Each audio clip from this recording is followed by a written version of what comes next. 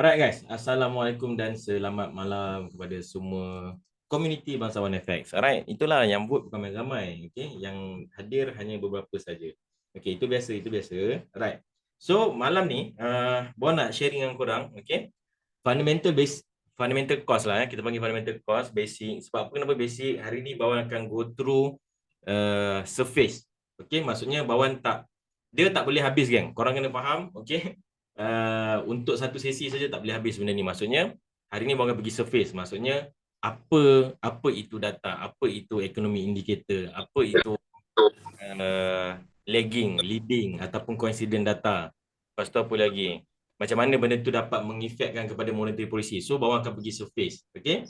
So bawang akan explain hari ni top tier ataupun 10 major economy indicator. Okay? Contohnya macam CPI, PPI, PMI, apa itu PMI, apa itu CPI, apa lagi, apa itu retail sales. So, everything mau akan share malam ni, tapi surface. Surface tu maksudnya, buat akan touch dia punya permukaan je lah, buat tak akan pergi go deep. So, kalau buat go deep, contoh kalau buat nak explain pasal inflation sahaja, okay, dan membawa kepada monetary policy, itu saja kalau buat pergi deep, boleh makan 1 jam ke 2 jam. So, buat nak cover banyak, buat tak nak cover sikit. So, possible akan ada, bukan possible lah. Of course kena ada part tu. Sekejap kan mau nak buka lampu buat gelap sangat je Wan. Tak muka kita ni tak ada kopi.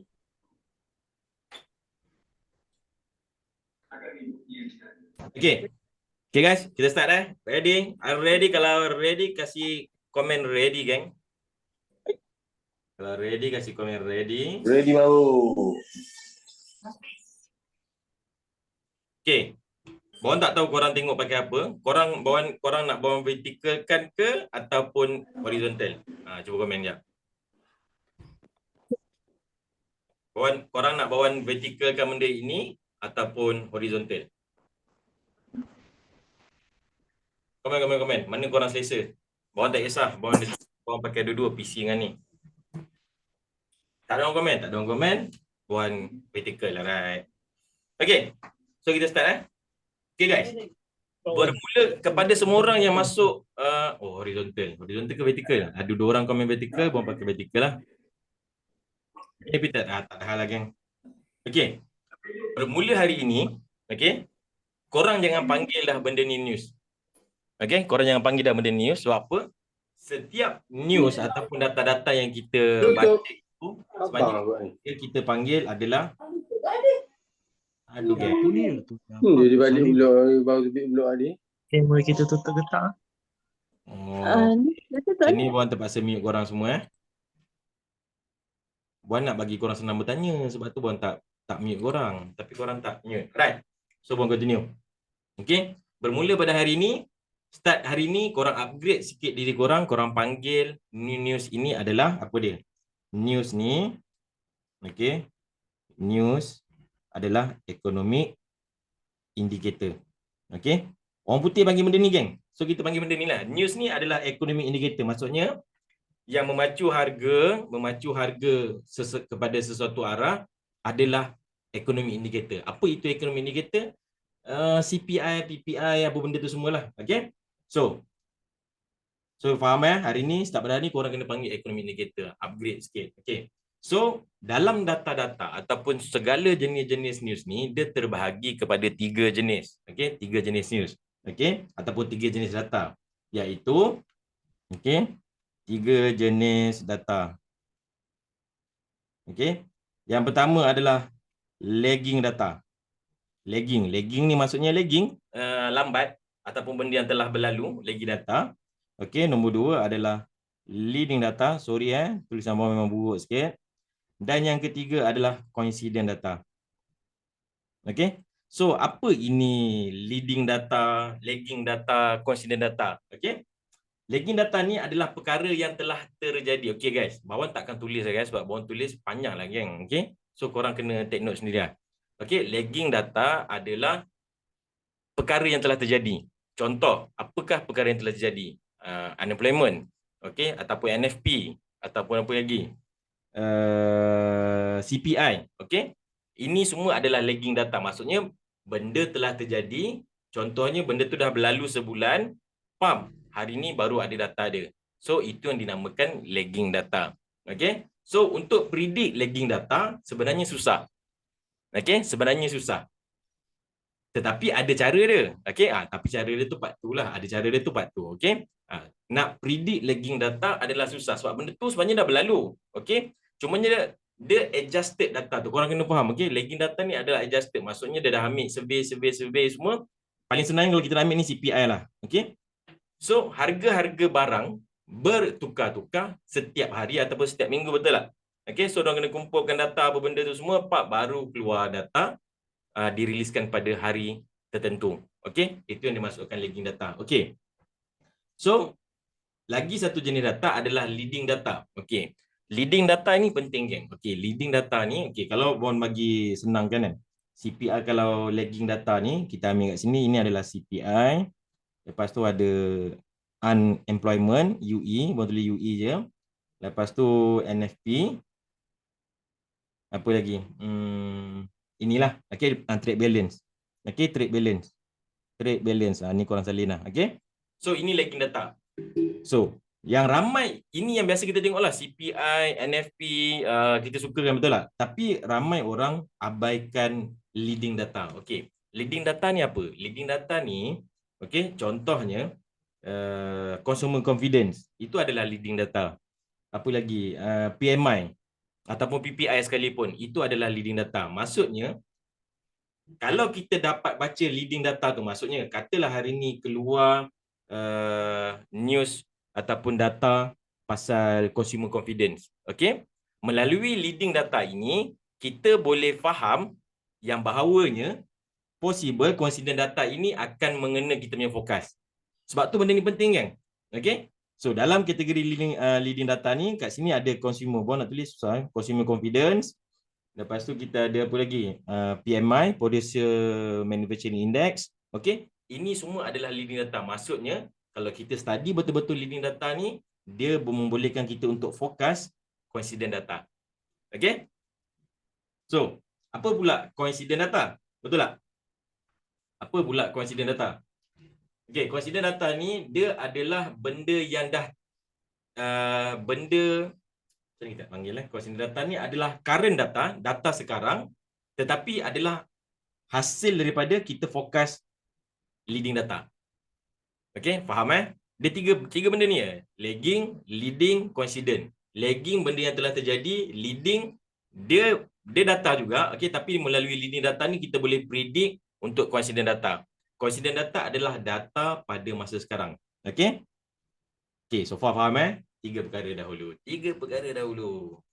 Korang garanti korang paning ni. Okay. So, orang pergi surface lagi. Surface je. Okay. Korang nak bawang tulis ke guys? Lagging data ni apa? So, korang komen sekejap. Korang nak bawang tulis ke? Ke korang tak dapat tangkap apa yang bawang cakap?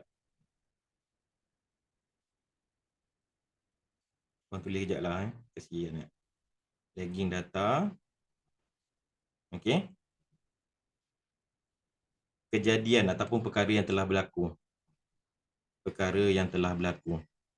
Okey, telah berlaku. Senang. Contoh dia CPI, NFP, unemployment claim. Okey. Ini contoh. Okey, perkara yang telah terjadi. And then kedua, leading data. Abang tulis sikitlah. Okey. Leading data ni adalah data yang membolehkan kita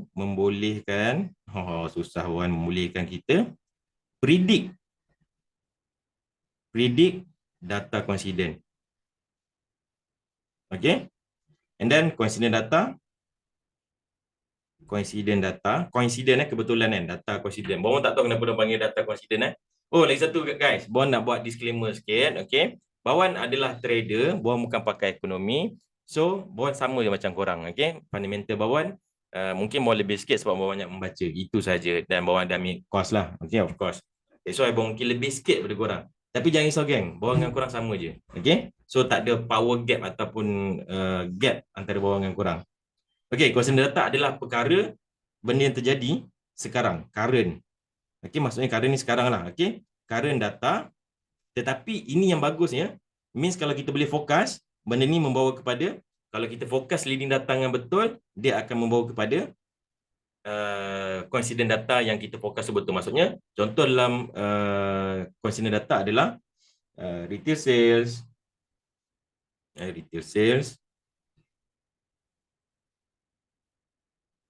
PCE, personal consumption expenditure. Alright, apa lagi? Lepas tu GDP. Okay. So, consider data, PCE yang ini, okay, ini boleh bagi sikit lah, macam ni senang.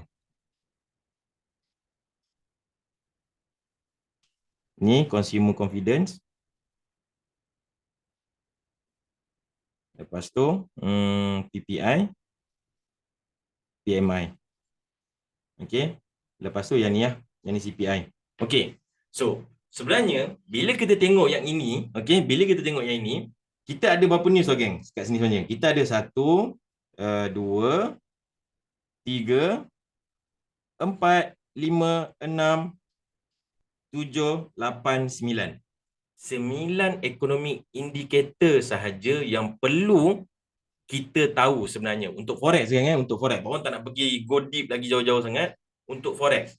Untuk forex 9 data ini memadai, okey? Cukup. Okey, and then ultimate dia adalah ultimate data lah. Okey, ini buat reka sendiri lah. Okey, ultimate data adalah monetary policy. Okey, monetary policy ataupun interest rate decision. Bawang akan kaitkan semua ni, jangan korang jangan risau. Okey, bawang akan kaitkan segala benda-benda ni. Interest rate decision. So ini adalah ultimate data. Maksudnya yang dimasukkan dengan ultimate data ni, kita dah buat tengok lagging data, kita dah kaji leading data, kita dah jadi dah kaji coincident data, dan maka akhirnya barulah pergi kepada monetary policy yang terjadi pada semalam. So maksudnya guys, okey, macam mana bawang boleh predict FOMC semalam? Okey, maksudnya kemungkinan akan ada hawkish pause, maksudnya tidak menaikkan interest rate tetapi terbuka untuk menaikkan interest rate di masa akan datang. Macam mana bawang boleh predict macam tu? Dia bukanlah simple, banyak bacaan bawang kena buat, artikel semua, and then ada daripada data-data ini yang bawang study, yang bawang boleh bukanlah mengkonfirmkan tapi bawang boleh mempredikkan the ultimate data. Okey, ultimate data ni maksudnya korang kena faham kan? Monetary policy, interest rate decision, jangan buat main-main. Maksudnya jangan buat main macam mana? Percaya atau tidak, apabila kita faham interest rate decision, okey? Okey, bawang pergi jam tu legan jap sikit. Okey? Okey, bawang bagi nak korang satu idea. Jap, bawang nak rompak interest rate decision ke? Tak boleh lah. Bawang kena savekan last. Dia baru seronok sequence dia. Okey, setakat ni okey tak okey? Interest rate bawang pergi belakang lah sekali. Okey tak okey? Tak, bawang pun siap kena buat apa ni, buka bawang punya kitab ni. Okey, and then bawang explain sikit pasal economic cycle. Economic cycle. Ini pun standard. Ini kalau korang Google, okey, kalau korang Google economic cycle, business cycle, bersepah ada dalam Google. Okey? So, economic cycle dia rupa dia macam ni, geng. Benda ni repeat over and over sepanjang zaman. Sejak adanya stock market, okey, tahun 19 berapa dulu, alright? Sehingga sekarang, benda ini sama. Okey? Benda ni sama. Maksudnya, kejadian ini berlaku berulang kali. Contoh bawang tunjuk kat sini. Okey. Dia sebab tu bawang suka bagi benda ni. Dia ada 2 gunung. Kalau korang perasan, korang masuk bawang punya TikTok hari tu kan. Bawang duk cerita-cerita 2 gunung tu. Inilah bendanya, geng. Okey. Tapi 2 gunung ni bukan gunung yang korang fikir. Gunung ni adalah economic cycle. Alright. So, bawang explain sikit kat sini adalah peak. Ini adalah puncak ekonomi sesebuah negara tersebut. Okey. Ini adalah peak. Ini yang menurun ini adalah kita panggil recession. Okey, recession. Yang ini kita panggil adalah expansion. Okey, maksudnya ekonomi setiap negara dia akan bergerak secara begitu. Okey, setiap negara ataupun bisnes cycle. Kalau korang ada bisnes sendiri pun dia akan bergerak secara macam tu. Maksudnya ada time dia akan berlakunya expansion. Maksudnya ekonomi bergerak dengan rancak. Okey, bergerak dengan rancak, rakyat banyak duit, semua orang banyak duit, apa benda semua banyak duit. Lepas tu bila dah sampai dekat peak, maka inflasi terjadi. Betul tak? Okey? Inflasi terjadi. Bila inflasi terjadi, bermulalah fenomena recession. Maksudnya kerisauan ataupun kemelesetan ekonomi. Okey. So, nak jadikan cerita, okey, cuba korang komen. Kita berada di fasa mana, geng? Expansion, peak ataupun recession? Okey. Kita berada di fasa mana? Ini kita panggil bukan depression lah. Ini kita boleh panggil ni bawah reka juga yang bawah ni recovery lah. Okey, recovery. Okey. Kita ada 4 fasa. Contohnya expansion, peak, recession, recovery. Okey, recovery ni bawah tambah Ni kalau korang cari dekat Google tak jumpa bawah tambah. So sekarang ni kita berada di fasa mana? Semua komen recession. Right.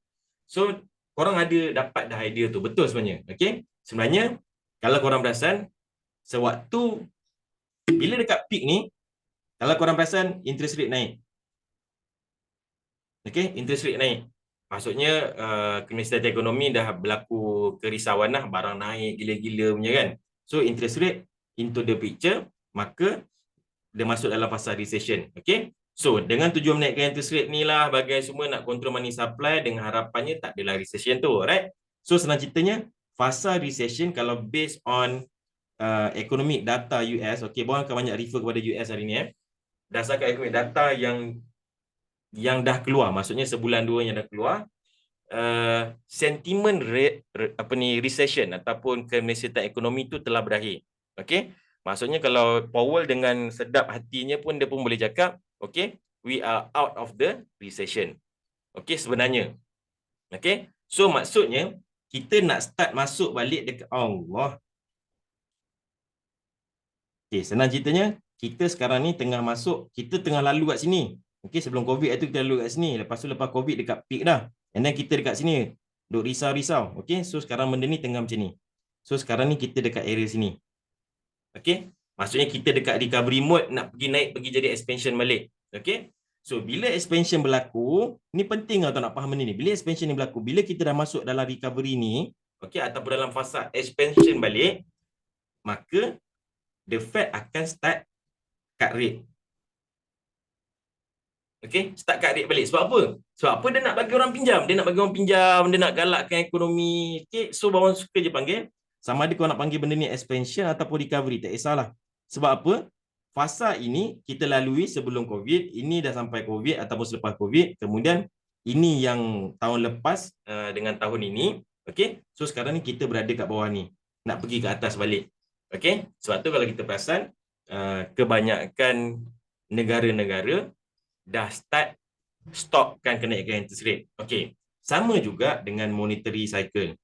Okey, monetary cycle ni adalah polisi monetary lah. Bahasa Melayu pun polisi monetary juga. Okey, yang ditentukan oleh central bank. Sama juga. Okey, okey, contoh kalau kita nak tengok, kita buka ni terus. FX rate.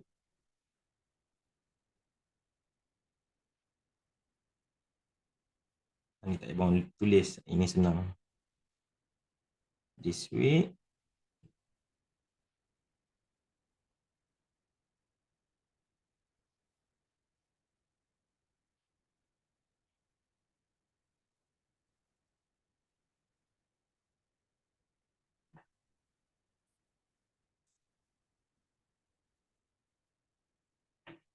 Okay.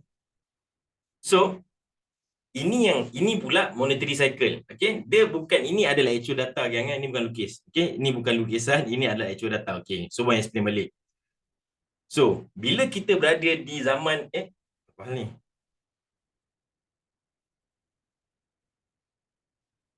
Allah.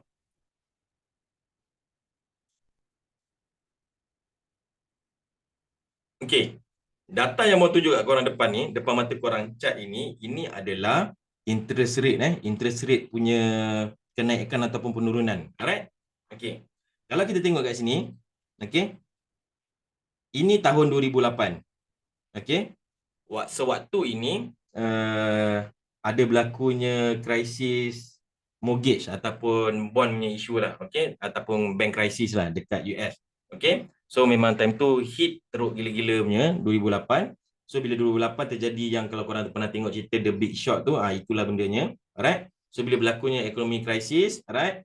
So, diorang turunkan interest rate, turunkan. Okey? Nampak tak? So, maksudnya, dia sampai dekat tadi, dekat decision tu lah. Maksudnya dekat sini. Okey? Maksud dia nak galakkan, dia nak bagi orang pick up balik. Okey? Dia turunkan balik interest rate sebab apa? Dia nak bagi yang tadi tu. Okey? Dia nak bagi naik balik. Okey? So, dia turunkan interest rate. Sampailah 2009, kemudian stagnan. Terus berhenti. Okey, terus berhenti dekat sini. Maksudnya bertahun-tahun maintain je interest rate 0.25 tak silap kawan. Alright. Kemudian bila adanya inflasi, dia start naik. Start naik, hit balik, turun balik COVID and then naik balik. Okey. So kalau kita faham betul-betul cycle ni, nanti buat akan explainkan dekat chart macam mana kita nak tengok. Okey. Korang ingatkan benda ni dekat ujung-ujung nanti. Okey, sebab buat nak pergi laju tang yang semua-semua data tu. Okey. So, untuk economic cycle faham Okay, so baru nak pergi go deep sikit untuk lagging data dengan leading data. Okay. Korang ingatkan tau guys, Bawan pasal interest rate decision last. Bawan tak best lah kalau korang tak bercakap. Sekejap lah Bawan unmute korang. Allow participant to unmute themselves. Kalau korang nak bercakap, direct tanya dengan Bawan, unmute diri masing-masing. Boleh je cakap direct. Okay, Bawan lebih suka begitu. Alright. So, lagging data. Okay. NFP, unemployment,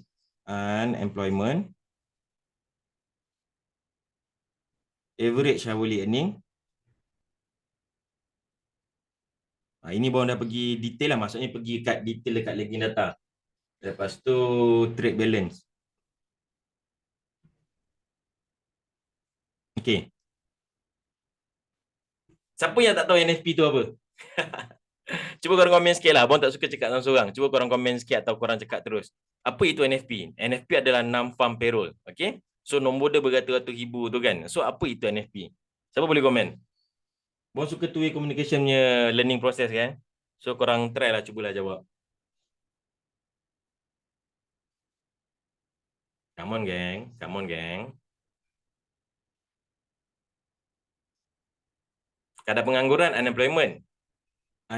Unemployment adalah kadar pengangguran. Non-farm payroll, Peluang NFP. pekerjaan. Peluang pekerjaan untuk kerajaan. Yes. Okey. Peluang pekerjaan yang dicipta. Okey. Bagi memenuhi permintaan lah senang cerita. Ataupun yang senang ceritanya data ini dikeluarkan oleh Labor Statistik ataupun pejabat buruh lah. Okey. So non-farm payroll. Senang ceritanya kalau korang tanya je NFP ni apa, non-farm payroll, ini adalah peluang pekerjaan yang dibuat. Okey. Maksudnya dibuat tu ada kekosongan lah maksudnya. Okey. Itu adalah NFP. Yang selama ni korang duk trade NFP. Itu NFP itu non-farm payroll. Okey. Itu adalah peluang pekerjaan. Okey, yang dikeluarkan. Okey. Kemudian kita ada, kalau korang perasan, NFP setiap minggu pertama hari Jumaat. Okey, setiap minggu pertama. Setiap bulan minggu pertama hari Jumaat. Biasanya akan ada data NFP ni. And then korang akan perasan, dia 3 serangkai ni sekali. Okey, 3 data ni sekali. Maksudnya akan keluar serentak. Okey, maka NFP adalah peluang pekerjaan. Ini adalah kadar pengangguran. Okey, kadar pengangguran. Ini adalah average hourly earning ni adalah purata perolehan gaji sejam. Okey. So kalau korang perasan, sewaktu NFP, okey, 3 benda ni keluar serentak. Sebab tu bila NFP, Bawan takkan cerita pasal NFP saja geng. Bawan akan cerita pasal unemployment, Bawan akan cerita pasal average hourly earning. Sebab apa? Kita kena faham tugas Central Bank, Bawan tak tertinggal satu barang. Central Bank nanti Bawan betul tugas dia. Okey? So tugas Central Bank adalah untuk menyelia benda ni sekali. Okey? Kita kena faham juga, okey, ini peluang pekerjaan. Okey, peluang pekerjaan. Okey. Bawan explain detail sedikit. Bila peluang pekerjaan tinggi, okey, bila peluang pekerjaan tinggi, katalah peluang pekerjaan forecast, bukanlah, previous data 300k, actual data keluar 350,000. Okey, lepas tu kadar pengangguran pun juga tinggi juga. Okey, kadar pengangguran pun tinggi. Maksudnya ada something wrong somewhere, tak kena. Okey, so bila NFP, okey, katalah NFP, ini tricky sikit kan, katalah data NFP sangat tinggi, alright, lepas tu UE, bang tulis unemployment claim tu, UE pun sangat tinggi. Tak kenalah, peluang pekerjaan banyak, kenapa orang menganggur pula? Okey. So bila ini terjadi, nombor 3 main peranan. Okey, maksudnya gaji yang ditawarkan kepada ini dia punya teori kan, korang kena faham teori So maksudnya gaji yang ditawarkan untuk kerja-kerja itu tidak mencukupi. Okey, so maksudnya kerajaan ataupun company terpaksa menaikkan purata perolehan gaji sejam. Sebab tu tiga benda ni berkaitan guys. Okey, dan andai kata kalau average hourly earning menaik, ada waktunya dia bagus, ada waktunya tidak bagus. Sama juga macam CPI, nanti gua akan go into detail. Kita kena faham, ada waktu dia bagus, ada waktu dia tak bagus. Contoh macam sekarang, tak bagus kalau tinggi. Siapa boleh tahu kenapa tak bagus kalau dia tinggi? Untuk nombor 3 ni, average hourly earning dia tinggi. Kenapa dia tak bagus waktu sekarang ini? Kalau kita sembang 2 tahun lepas, bagus. Tak ada masalah, memang bagus. Tetapi pada waktu sekarang ini, average hourly earning tak bagus. Okey, kenapa gua cakap tak bagus? Okey, sebab apa? Orang akan lebih banyak duit. Padahal the Fed naikkan interest rate adalah untuk mengurangkan money supply. Apabila gaji dinaikkan, mana kurangnya money supply? So that's why abang cakap, yes, itu bahasa yang lebih ekonomik lah. Purchasing power tinggi. Betul Purchasing power tinggi. Okay, ataupun Muhammad Nazim cakap dia akan push inflation. Yes, correct. Okay, itu bendanya. Sebab tu abang cakap, even inflasi sekalipun CPI, ada time dia bagus, ada time dia tak bagus. Nanti kita akan pergi kat situ lah. So, faham Tiga benda ni faham geng Komen faham dulu, bawa akan move. Bawa akan pergi 10 major data ekonomi indikator, bawa akan pergi malam ni juga. Bawa cuba habiskan. Harap-harap sempat habis lah geng. Emanglah, yang lain komen juga. Faham atau tidak? Faham atau tidak? Tak faham, tanya geng, bawa explain. Lepas ni, korang dah tak payah pening-pening dah pasal NFP ni. Faham tak? Faham Okay, right. So NFP faham lah. Okay. So, kita sebenarnya tak boleh tengok satu angka je. Serius, tak boleh tengok satu angka je. Kita kena tengok kadar NFP, kadar pengangguran dengan average hourly earning juga. Okay. Ada masanya kita akan tengok NFP saja. Okay. Bila waktu itu tengah stabil ke apa. Tapi bila waktu yang uncertainty ataupun ketidakpastian terlampau banyak, maksudnya tak tahu inflasi tengah naik ke apa semua. So, data-data ni jadi penting. Unemployment penting, average hourly earning pun penting. Okay, waktu sekarang ni lah. Tetapi kalau korang tanya bawaan 2 tahun lepas, memang NFP ni je lah. Okay, NFP ni king lah. Ini king. Sebab tu kalau korang tengok, perbezaan antara setahun lepas, NFP, movement dia, boleh pergi sampai 300-400 pip, release data. Tetapi kalau korang tengok tahun ini, NFP data release, kadang-kadang 80 pip. Kadang 90 pip. Saya ada soalan tadi macam panjang nak type. Buka lah ni mic. Boleh unmute lah. Buka mic. Gua dah boleh unmute lah korang. Okey, itu adalah lagging data. Okey, ni tajuk dia lagging data guys. Alright. Kemudian kita ada trade balance. Okey, yang keempat adalah trade balance. Okey, trade balance ni kalau korang tanya bawah untuk US tak penting. Okey, PC tak ada mic, tak boleh buat apa lah. Okey, trade balance. Okey, trade balance adalah lagging data. Trade balance ni apa? Trade balance ni adalah import, export. Okey, import, export.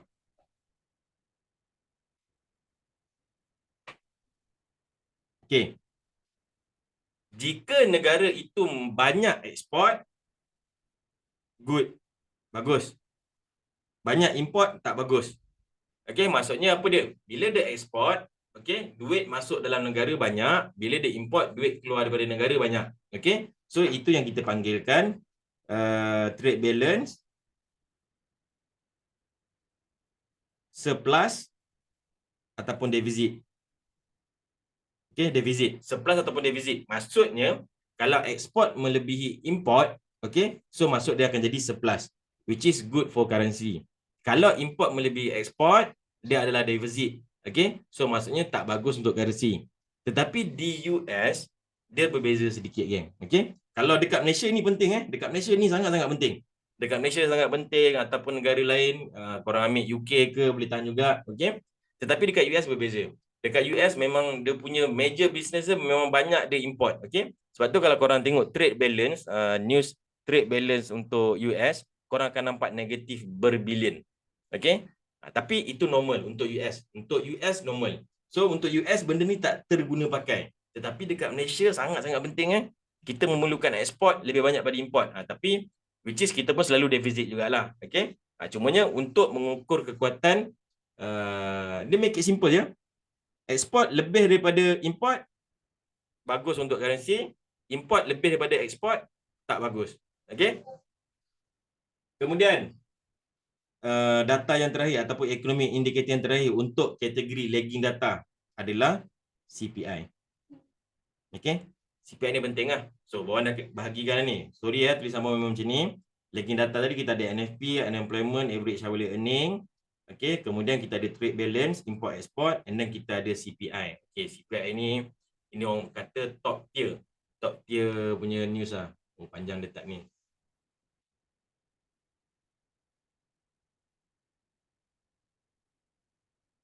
NFP government akan sediakan pekerjaan untuk kareman, betul tak? Maksudnya bukan kareman. Collectible data daripada awal sampai hujung. Sebulan lah. Maksudnya penghujung bulan lah. Okay, average earning pun untuk kareman, yes juga. Unemployment rate, dia collect daripada weekly jadi monthly. Okay, weekly jadi monthly. Sebab tu kalau korang perasan, korang akan nampak tak? Initial jobless claim setiap hari Khamis. Setiap hari Khamis ada initial jobless claim. Setiap hari Khamis 8.30 macam tadi lah. Okay, itu pun kadar pengangguran juga, geng. Okay, cumanya dia punya ultimate kadar pengangguran tu adalah pada NFP. Yes, semua data based on previous month. Sebab tu, Bawan gelarkan. Bukan Bawan gelarkan, ini korang boleh check sendiri. Sebab tu kita gelarkan unemployment ataupun NFP ni adalah lagging data. Maksudnya perkara itu telah terjadi. So, previous data akan affect the next punya ekonomi. Yes, dia akan affect. Sebab apa? Market bergerak based on this data. Korang kena faham. Nanti Bawan akan tunjukkan. Bawan akan provekan dekat korang macam mana kita boleh predict 8 bulan ataupun 10 bulan USD menguat. Okay? Macam mana? Nanti Bawan akan tunjuk dekat last lah. So, previous data akan affect the next month punya ekonomi. Sebab tu, geng, okay, dia menarik sebenarnya kalau orang bertanya macam ni. Sebab tu, geng, okay. Contoh FOMC semalam, okay. Kalau korang tanya Bawan, yes, orang nak tahu sama ada interest rate decision tu 5.5% atau tidak. Tetapi sebenarnya yang menjadi lebih tumpuan lagi, apa yang the Fed nak buat pada bulan-bulan mendatang. Bawan akan pergi masuk dekat situ, cuma penghujung. Cumanya Bawan nak sentuh sikit. Sebab tu, korang kena fikir tau. Kebanyakan apabila economic indicator ataupun economic data yang telah dikeluarkan, biasanya market dah price in. Market dah price in ni maksudnya, diorang dah boleh predict data tu. Contoh NFP, diorang dah boleh predict, ada kira-kira diorang, kadar pengangguran dah boleh predict, ataupun CPI diorang boleh predict. Macam mana diorang predict? Ada kira-kira dia. Berdasarkan apa dia? Segala benda yang Bawan nak explain kat korang ni lah. Okay? Segala benda yang Bawan nak explain kat korang, ini cara-cara dia kita nak predict. Right, so kita masuk CPI. Okay, CPI pula ada dua. Okay, ada dua. Sangat penting juga untuk korang. Ini Bawan nak fokus lebih sikit lah CPI ni. CPI ni kita fokus lebih sikit sebab ni penting. Consumer Price Index. Okay, ataupun dengan nama mesra dia CPI. Okay, kita kena faham juga Consumer Price Index ni adalah pengukur kepada inflasi. Maksudnya, okay, Bawan beritahu korang. If CPI 2%, macam Malaysia sekarang, oh berbangga jadi orang Malaysia, geng. 2%, geng. Satu dunia nak 2% ni, kita Malaysia antara negara pertama yang dapat 2%. Tapi kita subsidi banyak, geng. Okay? Alright? So, if CPI ataupun Malaysia panggil indeks harga pengguna. Okay? Orang putih CPI lah. Okay? Senang cerita mengukur inflasi. CPI If bawah 2%. Let's say lah. Okey, buat explain dulu lah. Okey, CPI ini adalah muka inflasi. Okey, inflasi Okey, ada orang tak tahu tak apa itu inflasi?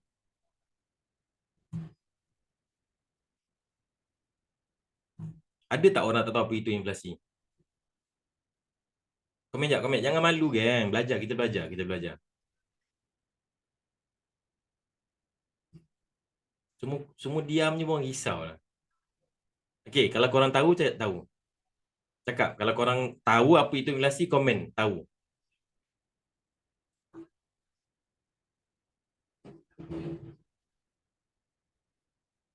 Naikkan harga, tahu bang, tak tahu. Okey. Inflasi kalau korang nak cakap kenaikan harga, yes. Itu cara paling tepat lah. Okey, paling tepat. Paling tepat untuk kita memberitahu, okey, inflasi adalah kenaikan harga barang. Tetapi dalam bahasa lainnya, susut nilai pun kita boleh panggil juga inflasi. Maksudnya duit kita susut nilai. Maksudnya RM50. Okey, dia macam ni. Okey, boleh explain sikit pasal CPI sebab ni penting kan? Ni penting CPI ni. Contohnya, kita akan faham apa itu inflasi apabila contoh kita ada RM100, kita berbelanja. Okey, korang ambil RM100, tahun lepas korang pergi Tesco, korang pergi beli barang yang sama. Contohlah korang beli sama juga, sabun basuh, telur, semua amount yang apa ni, kuantiti yang sama. Setiap bulan korang buat benda yang sama. Okey, tahun lepas korang beli benda itu harga dia 100. Tapi tahun ini 150. Beli barang yang sama juga, brand yang sama, berat yang sama, kuantiti yang sama, semua sama. Tetapi kali ni korang bayar lebih. Instead of 100 tahun lepas, kali ni tahun ni korang bayar 150. Itu maksudnya inflasi lah. Senang je cerita. Okey? Itu maksudnya inflasi. Okey? Okey. Inflasi, ini mau explain panjang lah ni. Okey. Tapi senang sikit nak tulis. Okey, inflasi buat explain detail sikit pasal inflasi Inflasi ni dia terguna pakai SND. Bukan SND, DBD, drop base drop, daily base rally tu bukan Maksudnya supply and demand law. Demand law. Rule of thumb supply and demand. Okey. Buat ambil satu senario. Apabila kita COVID. Okey, contoh. Apabila kita COVID korang fahamkan betul-betul geng inflasi ni. Sebab bond dari sebelum ni banyak kali. Okey, cumanya korang faham betul-betul lah supaya kita tak diperkotak-katikkan oleh ahli-ahli politik. Okey, faham cakap orang Okey. Dia berkait rapat dengan supply and demand. Bila kita ada purchasing power ataupun kita ada kuasa membeli, okey? Ingat, bila kuasa membeli kita, okey, senang ceritanya money supply. Okey? Senang ceritanya bila kita ada kuasa membeli lah, okey, bang pakai bahasa Melayu, kuasa membeli yang tinggi, okey, sama dengan money supply yang banyak. Money supply banyak. Okey? Ingat ni dulu. Kuasa membeli kita tinggi, okey, kuasa membeli kita tinggi, money supply banyak. So apabila kuasa membeli kita tinggi, okey, kita ada barangan, maksudnya supply. Okey, supply kita. Supply ni apa? Supply ni contoh kita ambil lah telur, ayam, apa lagi, petrol, tak kisahlah. Okey, ni semua supply. Okey? So, bila kuasa membeli kita tinggi, kita untuk beli benda ni tak ada masalah. Kita boleh beli berapa banyak pun tak ada masalah. Tetapi apabila benda tu over and over, berlaku berulang kali, maksudnya demand terhadap supply ini, okey, demand, permintaan terhadap barang-barang ini, telur, ayam, petrol, apa lagi, pengangkutan, bas, whatever lah, semacam-macam benda, okey, demand terhadap barang ni tinggi. Okey? So apa yang akan terjadi bila supply, macam ni buat, okey, nak tunjuk ni senang kan? Okey, katalah ni level supply. Ni harga barang. Okey, harga barang kat sini, ini harga demand. Okey. Apabila demand tinggi, demand menaik demand menaik, okey, supply dekat sini juga. Okey. Demand minta ni, supply tak boleh cope up dengan demand. Okey, ini supply, ini demand. Okey. Supply dekat sini. Demand makin lama makin tinggi ni. Sebab apa? Money supply banyak. Okey, kita banyak duit. So kita boleh belilah 2 ekor, 3 ekor. Kita tak beli pasal online pun. Aku banyak duit, aku nak beli suka hati aku. Okey. So supply sampai akhirnya tak boleh cope up dengan demand, maka terjadinya harga barang naik. Okey. Buat ambil contoh paling mudah. Sekarang ni beras. Sekarang ni demand terhadap beras sama je, geng. Demand terhadap beras sama je.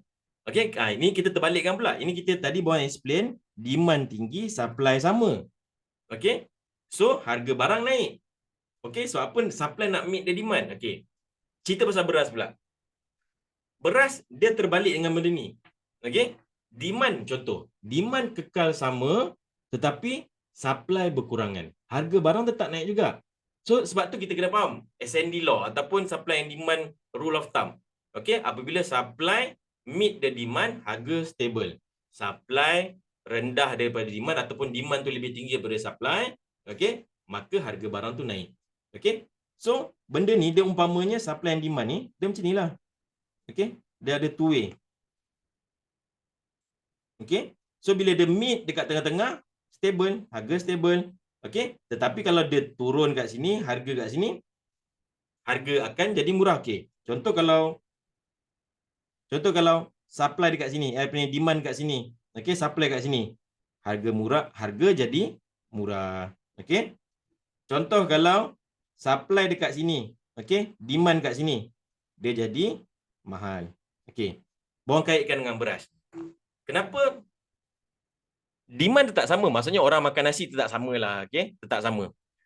Tapi supply berkurang disebabkan climate change ataupun India ada masalah, so dia stopkan ekspor. Sebab kita kena faham, negara kita tak silap bawah 40% lebih import beras. Kalau tak silap bawah, sorry kalau salah. Okey, 40% atau 30% adalah import. So apabila India memberhentikan ekspor 40% betul lah? Thank you. Mantap. Okey. So 40% import. Apabila India berhentikan ekspor because antara alasan dia adalah climate change and then Thailand pun start, apa benda pun start. So supply terhadap beras berkurangan di dalam Malaysia. Okey, kita sembang dalam Malaysia ni, kita tak sembang dekat India. Kita sembang tu puncanya daripada India. Okey, punca daripada India tapi kesannya kat Malaysia. So kita cerita kat Malaysia lah. So apa yang terjadi? Supply tak ada. Okey, so barang ekspor, beras ekspor mahal gila. Lepas tu panic buying. Okey, membuatkan beras tempatan pun ikut tak ada. So, kita akan jangkakan beras ini akan naik. Faham tetapi Malaysia ni senang diselamatkan. So, apa? Kita punya kerajaan ni suka bagi duit. Maksudnya dia bagi subsidi, settle lah harga beras tu. Padahal sekarang ni kalau korang tanya bawah, confirm dah. Supplier dah start menyorokkan beras-beras lah. Mungkin lah kan? Mungkin lah sebab apa diorang expect untuk benda tu naik, harga supply kurang kan. Okay, tapi who knows, alright? So faham basic. Sekarang dah faham tak geng? Basic S&D, supply and demand punya undang-undang, okay, terguna pakai kepada inflasi. Kalau korang faham konsep ini, insyaAllah benda yang pergi ke depan kita akan faham lagi. Okay. So harga barang naik, right? So pergi kepada kita punya tajuk utama kita, CPI. Okay. CPI ada dua. Okey, satu adalah headline CPI. Headline CPI, Consumer Price Index, CPI. Lagi satu adalah core CPI. Okey, apa itu headline CPI? Apa itu core CPI? Headline CPI adalah keseluruhan kumpulan yang dikira benda tu. Maksudnya dari sudut makanan, pengangkutan, energi. Sebab dia ada tiga kumpulan utama kan? Tiga kumpulan utama untuk mengukur inflasi ni. So salah satu dia adalah pengangkutan, barangan makanan, lepas tu dengan energi lah, lebih kurang macam tu. Okey. So dia merangkumi semua. Itu adalah headline CPI. Core CPI adalah exclude. Okey, tidak termasuk exclude food and energy. Okey. So energy ni apa? Food, makanan lah, macam ayam, telur, bagai semua tu. Energy tu salah satu faktor dalam energy adalah minyak petrol. Kumulatif data kawan. Kumulatif data, yes, dia bukan kumulatif data lah, maksudnya dia average lah. Kalau CPI dia average.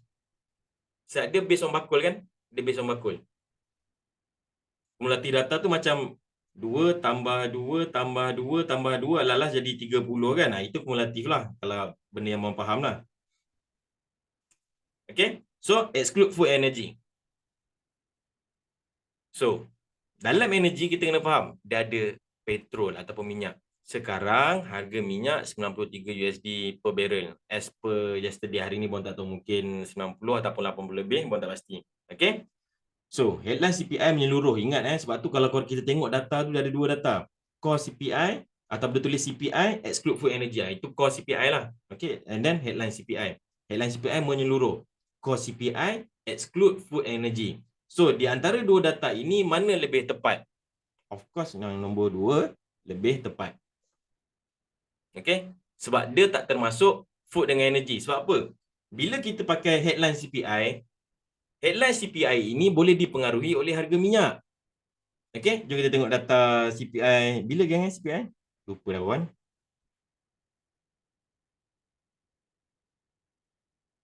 CPI bila geng? Ingat tak? Kita ambil US punya. Minggu lepas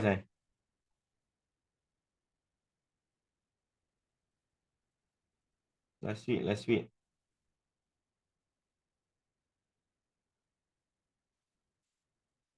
Guys, korang blur ke geng?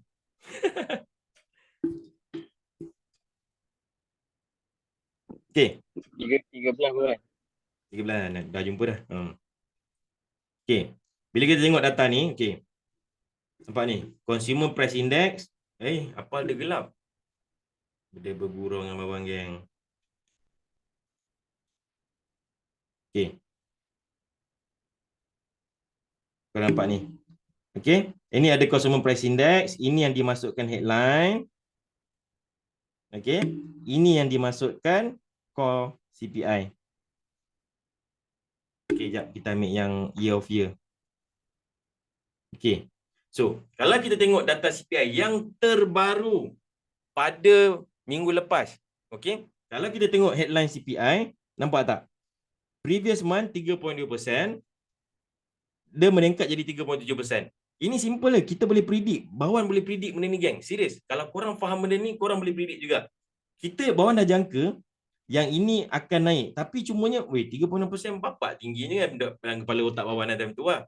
Bahawan jangkakan yes akan naik sebab harga minyak naik. Okay? So, kita dah predict naik. Tapi dia naik ni terlampau tinggi geng. Okay? Tetapi apabila terlampau tinggi, yang ini semua orang faham. So, sekarang ni, boleh je kita exclude benda ni. Maksudnya, tak ambil consideration ini sebagai so-called inflasi yang sebenar. Sebab apa? Harga minyak naik. Sebab harga minyak fluctuate lah. Turun naik. Okay? Steady bang macam tengah masuk kelas MBA. Salam kawan. Maaf lah masuk baru siap kerja. Alright. Blur ke? Aduh mah, geng. Nanti korang tengok recording ni lah, geng.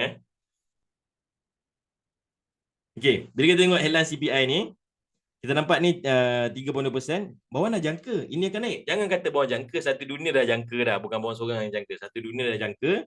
Memang headline CPI akan naik. Sebab harga minyak naik. Simple. Tetapi bila kita tengok ini, okay, ini kita panggil core CPI. Okay. Ini yang mengukur bawang cakap tadi tu, dia membuang food dengan energy. Bila dia buang food dengan energy daripada pengiraan dia, okay, maka dapat inflasi tu menurun. Previous month 4.7, maka 4.3. Okay, faham So ada dua CPI. Settle. Okay, but CPI blur lagi. Aduh, blur. Koyak geng. Bawang dah cuba sampaikan semudah mungkin. Semudah mungkin mau cuba sampaikan. Okay, bawang go Nanti korang tengok lah guys. Apa ni recording. Okay, kemudian kita masuk leading data. Okay, leading data ada beberapa juga. Contohnya PMI. Okay. Producing. Okay. Satu PMI. Okay. Producing Manufacturing Index. Okay. Dia pun ada core bahagian semula. Cuma yang orang pergi go. Soalan, tanya je. Ali Rosli, beres, tanya je.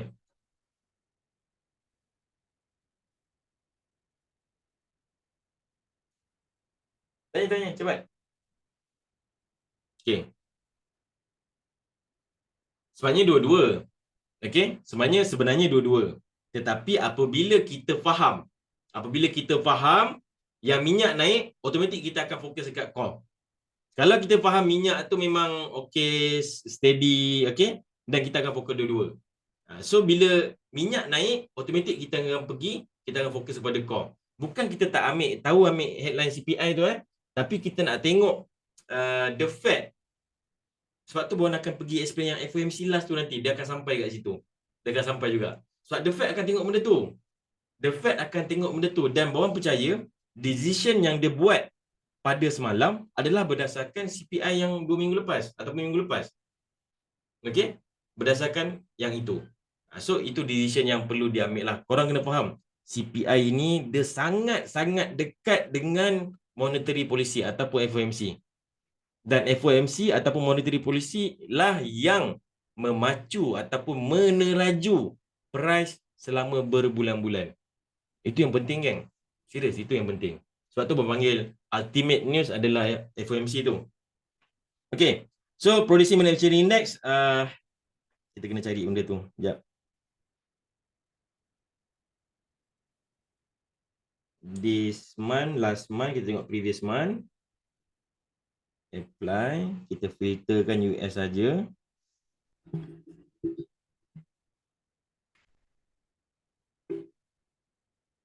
Mana US.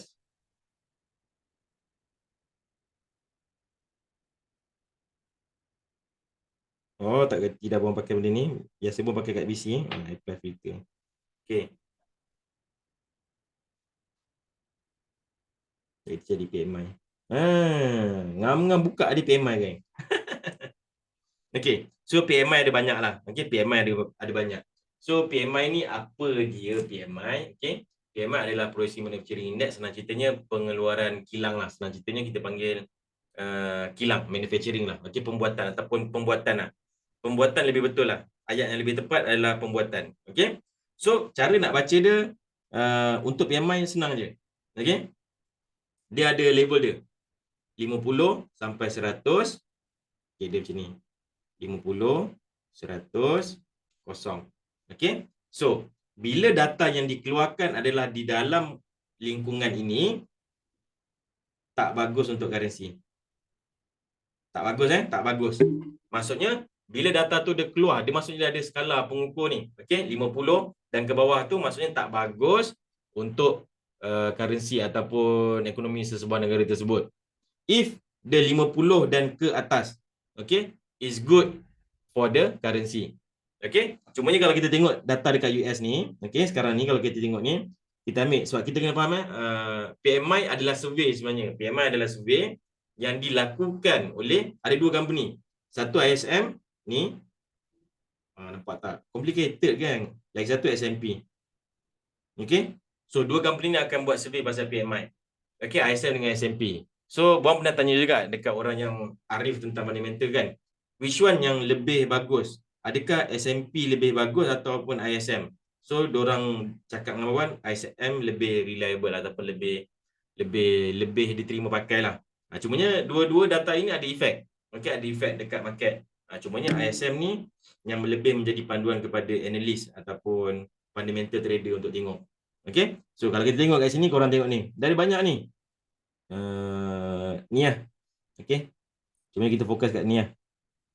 Okay, PMI, Producing Manufacturing Index. So, sekarang kalau kita tengok 46.4, which is not good for the economy. Above 50, good. Below 50, tak good. And then sekarang ni bila dah below 50, alright, kita kena tengok lah data ni. 46.4 ni, okay, maksudnya adakah semakin bagus 46 ni dengan 46.4, maksudnya semakin bagus lah. Okay, okay, korang tengok ni. Lupa pula Bon ajar benda basic. Baca data, geng. Baca data. Sorry, geng. Okay, korang tengok ni. Ini previous data. Okay, ini adalah consensus ataupun forecast. Okay, ini adalah actual data. Deviation ni adalah perbezaan lah. Okay, so bila kita tengok data, ingat kalau korang betul-betul nak study data fundamental, startlah study 6 bulan punya data. Okay, maksudnya korang nak tengok pattern tu. Pattern tu dia tengah menaik, ataupun dia tengah menurun. Okey. So benda tu ada dekat FX Rate ni ada, boleh tengok. Okey, contoh kita buka lah satu. Okey, jap. Okey. So cara nak tengok data ni, okey. Katalah previous data 46, okey. Forecast 46.8, okey. Tetapi actual data 46.4. Contoh kan, 46.4 ni. Data dia keluar merah. Okey. Data dia keluar merah. So orang akan berfikiran USD melemah. Yes, dia of course akan ada knee jerk. Maksudnya lower than expected, dia akan ada knee jerk lah. Maksudnya market akan react dengan actual data tersebut. Tetapi sebab tu bawah selalu cakap, market will react first, think later. Dia fikir market ni keluar data react terus. Think later. Maksudnya lepas 5 minit baru sedar. Oh, bila data sedar, 46.4 lebih baguslah daripada data yang bulan lepas. So sebenarnya benda tu semakin pulih. Walaupun fokus data 46.8. Tetapi bila kita tengok data yang kita bandingkan dengan yang bulan lepas, 46.4. Maksudnya semakin bagus. Lepas tu startlah market. Sebab tu kita tengok kadang-kadang news spike ke bawah. Tiba-tiba naik balik. So benda-benda macam ni lah, geng. Yes, itulah spike. Rasmi dah jawab. Itulah spike. Kadang-kadang benda macam ni, geng. Sebab apa? Sebab tu baru selalu cakap, market will react first. Whatever data yang keluar, react dulu. Think later. Okay? Think later. So, kalau kita tengok macam ni, contoh kita nak kaji sikit pasal data PMI ni. Kita buka sini, tengoklah historical data. Bom recommendkan sangat FX Rate. Okay? Recommendkan sangat sebab bom boleh dapat banyak sangat input dalam FX Rate ni. Okay, so kalau kita tengok ni. Okay. Kalau kita tengok ni, dia macam chart jugalah, geng. Okay, kita tengok ni. Okay. Sekarang ni, price dia buat inverted HNS. Maka reversal lah, betul tak? Okay. So sekarang ni possible price ni nak buat breakout. Okay. Possible nak buat breakout. So possible nak recovery. Okay. Perumpamannya lah. So that's why penting untuk kita tengok historical data ni. Bila kita faham historical data ni, okay, kita boleh predict ni. Contohlah benda ni dah jadi macam ni kan. Maksudnya data ni time tu katalah data ni kat sini. Okay. Bila kita dah faham dia dah sampai peak dia, possible data ni akan turun lagi. And then the next month possible turun lagi. Possible selagi mana tak ada nampak recovery, selagi itulah kita akan fokus untuk ke bawah. Dia macam trading juga. Okay. Cara nak analisis data yang previous month ni lah. Okay. Tapi CPI jangan buat macam tu, yang CPI jangan buat macam tu. Untuk data yang orang kata macam PMI ni, kalau tanya pun second tier lah. Second tier yang datang kan. Teringat video TikTok tengok marah jadi lemah. No comment, geng. No comment.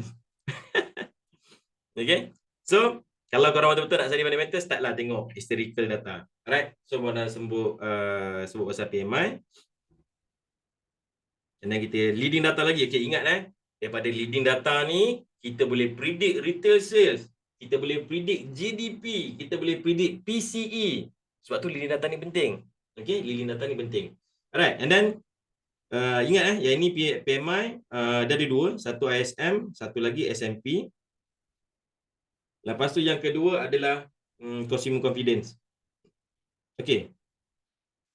Consumer confidence ni pun, ini sebenarnya survey tau, geng. Ini ada survey. Satu consumer confidence yang bawa ingat adalah satu consumer confidence Michigan. Okay, Michigan tu kalau korang nak tahu, dia sebenarnya adalah University of Michigan. Okay, so sebenarnya adalah survey. Kiranya kalau CPI naik, kadar inflasi pun akan naik. Central Bank pula akan menilai inflasi ni untuk waktu besar untuk menentukan kadar kenaikan interest rate. Betul. Cumanya bawang akan pergi kepada hujung. Sikit lagi.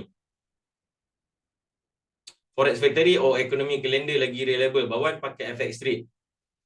FX Rate kalau bagi bawang reliable lah. Reliable. Sebab apa? Sebab bawang duduk dalam Discord dorang. Sebab tu bawang reliable. Okay, consumer confidence. Bawang continue. Apa ni dekat, siapa ni yang bertanya ni? Naufal. Jangan risau, bawang akan masuk benda tu. Dekat ujung. Sikit. Okey, lepas tu consumer confidence ni adalah survey. Dan seperti yang Depok cakap, yes, keyakinan pengguna. Okey, maksudnya keyakinan pengguna untuk berbelanja. Korang kena faham. Keyakinan pengguna tu dah betul, tambah sikit berbelanja. Okey, so ini adalah survey. So consumer confidence pun ada dua juga. Satu Michigan, lagi satu bang tak ingat apa. So yang ini adalah leading data juga, geng. Okey, ini adalah leading data. Cuba kita cari. Jap, ada tak? Harap ada lah.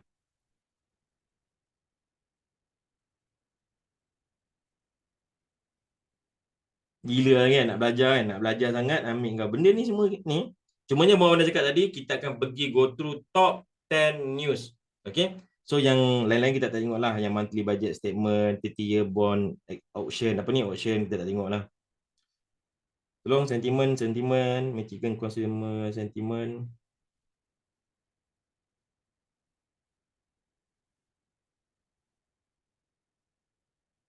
Borang tak pergi lagi kan pasal ADP lah. Ui, kalau borang pergi sampai ADP, okay, ni contoh macam ni. Okay. So, the Michigan Consumer Sentiment Index released by University of Michigan. Sebab tu borang bukan reka benda ni, geng. Okay. It's a survey of personal consumer confidence in economic activity. It shows a picture of whether or not consumers are willing to spend money. Generally speaking, a high reading anticipate positive. Maksudnya, senang ceritanya, kalau bacaan ini tinggi, okay, bacaan ini tinggi, good for USD. Ini tahun lepas, yes. Tapi kalau sekarang tidak, geng. Sekarang ni tidak. Borang akan beritahu korang kenapa data-data ini pada tahun lepas, yes, kita boleh pakai benda macam ni. High reading, good, maksudnya USD bullish. Low reading, maksudnya not good untuk USD, maksudnya bearish. Okay. Tahun lepas ataupun 2 tahun lepas, yes, kita boleh pakai benda ni. Sama juga macam CPI. Tapi pada sekarang tidak boleh pakai. Okay. Sana nak join team Awan? PM Awan lah. Okay, jap. Bawa nak pergi yang sikit pasal CPI. Lupa bawa nak beritahu korang benda yang penting. Tengok balik jap. CPI.